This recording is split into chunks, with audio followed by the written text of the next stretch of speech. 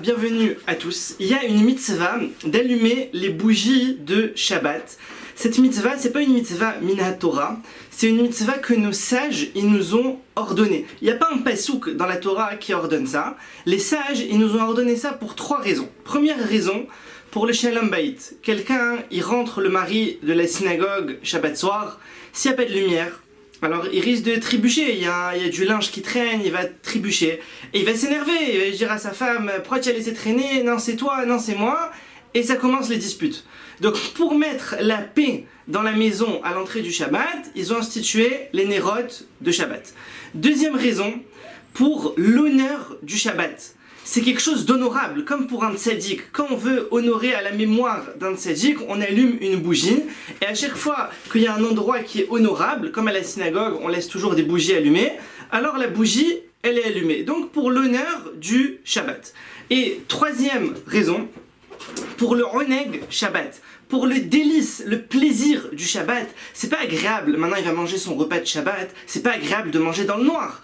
Alors pour le plaisir du Shabbat, il mange à la lumière des bougies de Shabbat.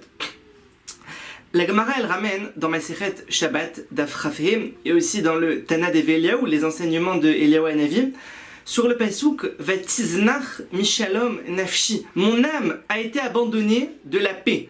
Ils disent, ça fait référence à quoi? Et dit ça, c'est les nérotes de Shabbat. Celui qui n'a pas les nérotes de Shabbat, alors en quelque sorte, c'est comme si son âme, elle était abandonnée du shalom, de la paix. Alors, il faut savoir que l'allumage des nérotes, ça revient à la femme, puisque c'est elle qui est présente à la maison. Ça ne veut pas dire que l'homme ne peut pas allumer, mais c'est elle qui a en quelque sorte la priorité. Et il y a à travers ça la réparation de la faute de Chava, puisque Chava, en ayant entraîné Adam Arishon à fauter, alors elle a amené à travers ça la mort sur le monde, puisque la mort elle est venue suite à la faute d'Adam Arishon. Donc pour réparer cette faute, elle allume les bougies pour éclairer la lumière du monde, puisque Adam Arishon il représentait Nero Shel Olam, la lumière du monde. Donc elle a entraîné l'extinction de la lumière du monde. Maintenant elle rallume à travers les Nérot Shabbat. L'homme aussi, c'est très important que l'homme il prépare les nérotes pour sa femme, c'est-à-dire il enlève les anciennes mèches, il met les nouvelles, il met de l'huile, il nettoie, il pose la bougie à l'endroit. Toute la préparation, c'est très important que l'homme il la fasse. Et lui à travers ça, il répare la faute du veau d'or, puisque lorsque les Israël ils ont reçu la Torah, alors la mort elle a été finie. Au moment de Matan Torah, la mort a disparu. Il ne devait plus y avoir de mort dans le monde, si ce n'est qu'ils ont fauté avec Chet Harigel, la faute du veau d'or. Elle a fait revenir la mort sur le monde. Donc c'est le même principe. L'homme, puisque les femmes n'étaient pas présentes dans le Chet Harigel, dans la faute du veau d'or, spécialement les hommes. Donc pour réparer ça, les hommes, ils préparent l'allumage des bougies de Shabbat pour leurs femmes, et ça répare la faute du veau d'or. Alors il faut savoir qu'il y a eu, à l'époque des Géonim, à peu près 200 ans après la destruction du deuxième Beth Amikdash, il y a eu la secte des Tzdukim. Et eux, cette secte, ils disaient qu'il ne faut pas allumer de bougies pour Shabbat. Et ils disaient la Torah, elle a interdit d'allumer le feu dans les maisons pendant Shabbat, mais même avant Shabbat. Donc d'après ce qu'ils disent, c'était interdit, il ne fallait pas faire de bougies pour Shabbat. Et malheureusement, les gens, ils écoutaient. Les gens, ils écoutaient de plus en plus. Jusqu'à ce que, Chas Veshalom, presque la mitzvah, elle aurait pu disparaître des bougies de Shabbat. Jusqu'à ce qu'il soit venu Rav Saradia Gaon à cette époque-là. Et il s'est battu, il s'est dressé, il s'est levé contre eux pour rétablir cette mitzvah-là en expliquant à tout le monde que c'était une mitzvah de nos sages et qu'on pouvait en aucun cas l'annuler. Et que la raison qui ramenait les tzduki, elle était complètement fausse. Il n'y a aucun interdit d'allumer des bougies avant l'entrée de Shabbat.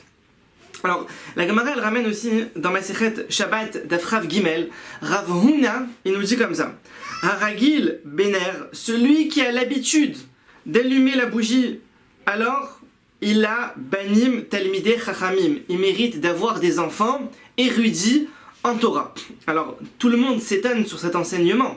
Ça veut dire quoi, celui qui a l'habitude d'allumer les bougies? Mais c'est pas une habitude, c'est une obligation. Celui qui allume les bougies de Shabbat, il n'a pas fait quelque chose qui sort de l'ordinaire. Il a rempli son obligation. Donc là-dessus, il y a la fameuse réponse du Tour. Il dit, ça veut dire quoi? Celui qui embellit la mitzvah. C'est ça qu'il voulait dire Ravuna. Celui qui embellit l'allumage des bougies de Shabbat, qui l'a fait au mieux, alors il mérite d'avoir des enfants érudits en Torah. Ça veut dire quoi, la faire au mieux? Ça veut dire il utilise de l'huile plutôt que de la cire, encore mieux de l'huile d'olive, il utilise des beaux bougeoirs, il les met à un bel emplacement, avec plus de nérot. Au final, selon la halakha stricte, on s'acquitte de la mitzvah en allumant une bougie. Pas besoin de plus, une bougie. Alors lui, il en allume 7 par rapport au Shabbat, que c'est le 7e jour, ou ceux qui allument en fonction du nombre d'enfants aussi, c'est bien. Il y en a à chaque fois qu'il y a un nouvel enfant, il rajoute une nouvelle bougie pour Shabbat. Aussi, c'est bien aussi d'allumer à la mémoire des grands-parents. Il y en a qui allument à la mémoire de leurs grands-parents. Comme ça, c'est le jour de Shabbat, et donc ça donne une élévation pour leur âme. Alors, l'essentiel, comme on l'a dit, de la mitzvah, c'est une bougie. Maintenant, on peut faire aussi mieux d'en faire 2, c'est ce qui est plutôt l'habitude par rapport à Zachor Veshamor, donc Zachor, une bougie Zachor et une bougie aussi Shamor. Quelqu'un qui n'a pas les moyens d'acheter une bougie pour Shabbat, il n'a pas d'argent, même ça il n'a pas. Il est obligé, selon la halakha, d'aller faire du porte-à-porte et de ramasser de la tzedaka jusqu'à ce qu'il ait la somme pour une bougie de Shabbat. Ça veut dire que ça nous montre l'importance de cette mitzvah. Il faut savoir qu'il y a des choses comme par exemple les tefilin. Si quelqu'un n'a pas d'argent pour s'acheter des tefilin, et bien au niveau de la halakha, on ne l'oblige pas à ramasser de la tzedaka, à faire du porte-à-porte jusqu'à ce qu'il ait l'argent. On l'oblige pas. Bien sûr, c'est sûr qu'il devra quand même le faire pour pas rester sans la mitzvah des tefilin, etc. Mais il n'est pas obligé. Tandis que là, le nerf de Shabbat, on nous dit il est obligé. Il faut qu'il ait. À tel point que le nerf de Shabbat, il précède sur le kiddush. Si quelqu'un il a de l'argent, pour acheter, soit il peut acheter le ner Shabbat, soit le vin pour le kiddush. Il n'a pas d'argent pour les deux. Soit ça, il achètera le ner Shabbat. Il a priorité sur le kiddush. Et le kiddush, comment il fera? Il fera avec du pain. On peut faire aussi le kiddush du soir sur du pain. Alors, il faut allumer, au moment de l'allumage des bougies, il faut allumer la majeure partie de la mèche jusqu'à ce qu'elle prenne. Ça veut dire, on peut des fois allumer la mèche, tu mets le feu, et hop, il y a une petite étincelle qui prend, tu retires, et après ça grandit tout seul. Non, il faut faire au mieux, il faut garder le bras, avec le feu en train d'allumer, jusqu'à ce que la majeure partie de la mèche ait pris feu. Et après, il retirera son bras. Si maintenant quelqu'un, il l'a allumé, et voilà que ça s'est éteint. On est à l'entrée de Shabbat, il l'a allumé, et voilà que 5 minutes après, ça s'éteint. Qu'est-ce qu'il fait?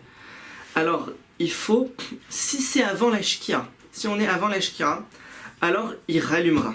Si on est après la shkira, en aucun cas il pourra rallumer. C'est terminé. C'est pas grave, il a fait la mitzvah, ça s'est éteint, c'est pas grave. Maintenant, si jamais c'est une femme séfarade, alors nous les séfaradim, en allumant, on ne prend pas sur nos Shabbat. Donc, elle pourra rallumer après la bougie par elle-même, elle n'a pas pris sur elle Shabbat. Mais si c'est une femme ashkénaze, qui eux, en allumant, prennent sur eux l'entrée du Shabbat, donc elle ne peut plus rallumer. Si ça s'éteint, même si en vrai Shabbat n'est pas rentré, elle ne peut pas rallumer. Donc, elle peut demander à une amie ou à quelqu'un d'autre de rallumer pour elle. Alors, il faut savoir que de nos jours, bien que la mitzvah d'allumer les bougies, on a dit, c'était pour ne pas, pour le shalom bayit, pour ne pas trébucher, pour ne pas manger dans le noir, pour le Onek Shabbat. Donc de nos jours, on a l'électricité. Donc on va dire à quoi elles servent ces bougies. A priori, il n'y a plus besoin des bougies. Alors malgré tout, on les allume avec bracha. Cependant, étant donné qu'il y a quand même une certaine crainte que peut-être qu'il n'y aurait pas besoin de les allumer et de faire la bracha dessus, ce serait peut-être bracha levatala si on a déjà l'électricité. À quoi elles servent? Donc, pour faire au mieux, celui qui veut faire au mieux, il peut éteindre toutes les lumières au moment de l'allumage des bougies de Shabbat, il éteint tout. Comme ça, les bougies, elles ont vraiment une utilité. Deuxième option, il peut mettre suffisamment d'huile pour que sa bougie, elle reste allumée après que l'électricité s'éteigne. S'il règle sur minuterie et son salon il s'éteint à 11h du soir, l'électricité elle s'éteint, alors il met suffisamment d'huile pour que ça brûle jusqu'à 11h15, 11h30, et donc la bougie, elle aura aussi servi de manière vraie, c'est-à-dire même sans qu'il y ait l'électricité. Alors, autre chose, il faut savoir que même un homme qui habite tout seul, il est aussi obligé d'allumer les Nerot Shabbat, ça ne le dispense pas. N'importe qui, si quelqu'un il vit tout seul, c'est pas parce que c'est un homme qui l'allumera pas, il doit allumer les Nerot Shabbat. Maintenant, la femme, au moment où elle allume, il y a son mari, il y a ses enfants, il y a les gens dans la maison, elle n'est pas obligée de penser à acquitter tous les autres, pas nécessairement. Ça suffit, le fait qu'elle allume, ça suffit. Ça prouve, les autres gens aussi, ils habitent dans la maison, ils sont là au repas, tout ça, donc automatiquement, ils s'acquittent. Si elle veut penser à les acquitter, c'est encore mieux, mais elle n'est pas obligée. Tevorechu mipia Elion, soyez bénis de la bouche d'Hachem, à bientôt.